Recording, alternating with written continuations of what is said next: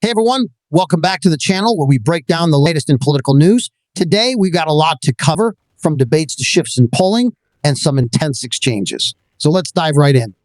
Let's kick things off with Donald Trump's recent hour-long news conference at his estate in Palm Beach, Florida. This wasn't just any press event.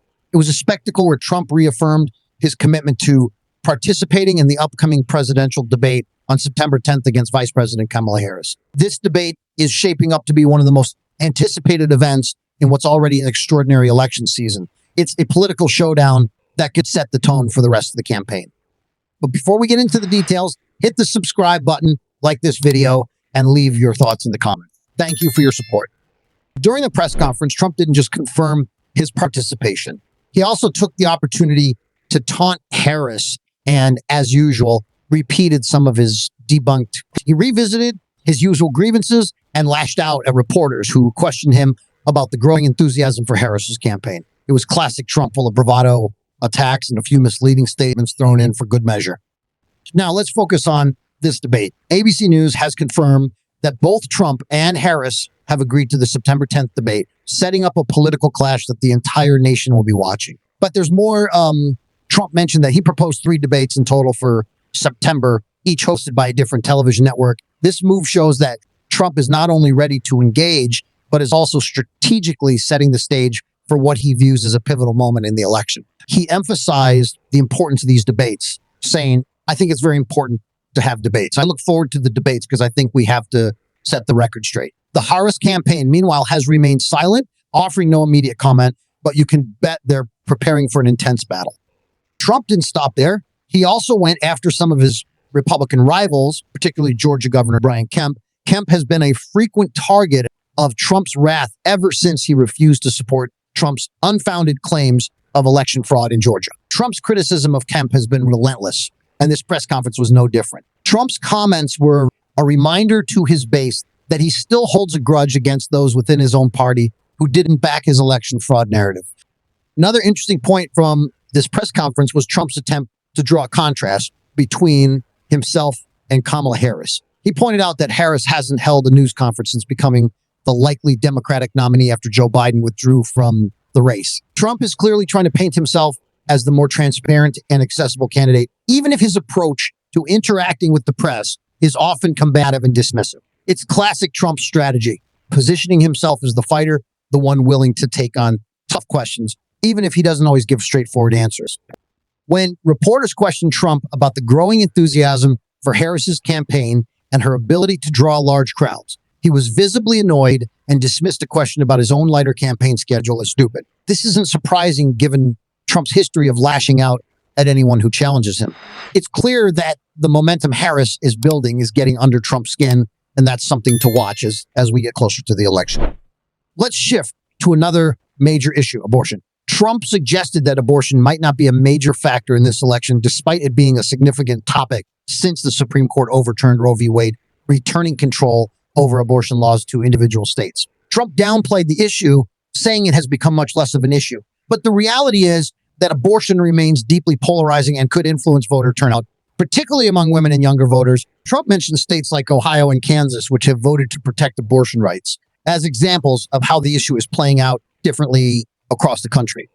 Interestingly, Trump hinted that Florida might vote in a more liberal way than expected regarding abortion laws, suggesting that the state could potentially repeal its abortion ban later this year. However, when pressed on how he would vote if that happens, Trump dodged the question entirely. This reluctance to take a clear stance on such a critical issue shows just how delicate the topic of abortion is within the Republican Party. Trump knows that taking a hardline stance could alienate moderate voters, but being too vague could also cost him support among his conservative base. Now let's address some of the more controversial claims Trump made during this press conference. Once again, Trump falsely claimed that nobody was killed on January 6th, the day of the Capitol riot. This is simply not true. Ashley Babbitt, a 35-year-old Air Force veteran and Trump supporter, was shot and killed by a Capitol police officer as she tried to climb through a broken part of a door leading into the speaker's lobby, restricted area of the Capitol. Trump has often referenced Babbitt's death as a way to portray the rioters as victims while downplaying the violence and chaos that took place that day. But there's more. Trump also claimed that his rally on January 6th, just before the Capitol riot, drew a larger crowd than the historic March on Washington in 1963, where Dr. Martin Luther King Jr. delivered his famous I Have a Dream speech. This is a bold claim and one that's not supported by any evidence. It's part of a pattern we've seen from Trump, exaggerating the size of his crowds and events as a way to boost his image and downplay the significance of other historical moments. Now, here's where things get really interesting. Despite all of Trump's bluster and bravado, Kamala Harris has actually overtaken him in the betting markets. That's right. On platforms like Polymarket and Predicted, Harris is now the favorite to win the presidential election. Just 2 weeks ago, Trump had a significant lead in these betting markets with a 64 chance of winning compared to Harris's 29. But those numbers have flipped dramatically. Polymarket now gives Harris a 49 chance of winning, while Trump's chances have dropped to 48. Meanwhile, Predicted gives Harris an even stronger lead, with a 57 chance of winning compared to Trump's 45. This shift in the betting markets coincides with Harris's selection of Minnesota Governor Tim Walz as her running mate. Walz is seen as a solid pick, and it appears that his addition to the ticket has given Harris a boost in both the polls and the betting markets. According to the Tracker election betting odds, which aggregates data from several different betting markets, Harris now has a 50.9 chance of winning the election compared to Trump's 47.1. Just 2 weeks ago, Trump had a more than 30-point lead over Harris in these same markets. So this is a massive swing in Harris's favor.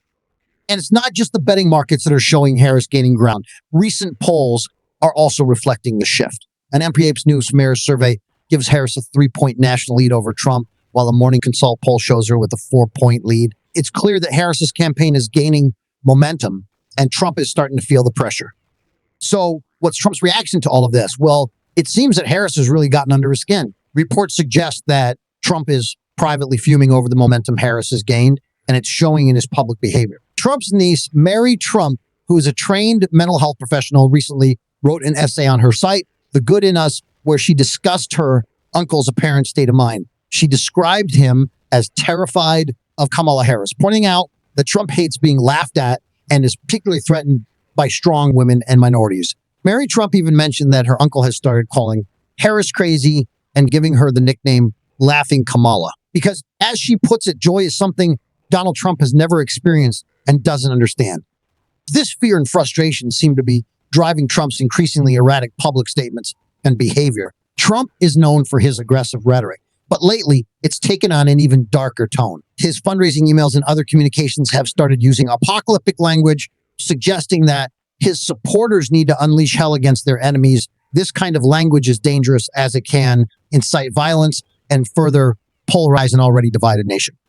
Trump's strategy here seems to have two parts. On one hand, he's trying to rally his base by framing the election as a battle between good and evil, with himself as the only one who can save his supporters from the forces of darkness. On the other hand, he's painting Kamala Harris and the Democrats as the true villains, claiming that they are the ones who will unleash hell on his supporters if they win. It's a classic tactic of fear-mongering aimed at keeping his base loyal and energized, even as the election dynamics shift against him.